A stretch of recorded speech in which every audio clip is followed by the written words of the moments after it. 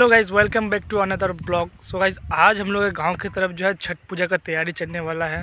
तो चलिए हम लोग जाते हैं उधर ही और देखते हैं कितनी तैयारी हुआ है।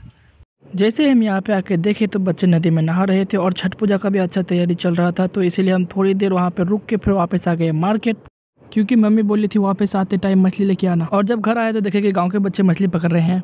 गांव पहुंच के हम कर रहे थे शाम होने का वेट। जैसे ही शाम हुआ तो फिर हम निकल गए मार्केट की तरफ छठ पूजा देखने के लिए। जैसे ही यहाँ पे पहुंचे तो देखे कि पूजा स्टार्ट हो गया है और चारों तरफ आदमी ही आदमी है। तो गाइस, अगर मेरे वीडियो बनाने में कोई गलती हो तो आप अपना सजेशन देना ना भूलें।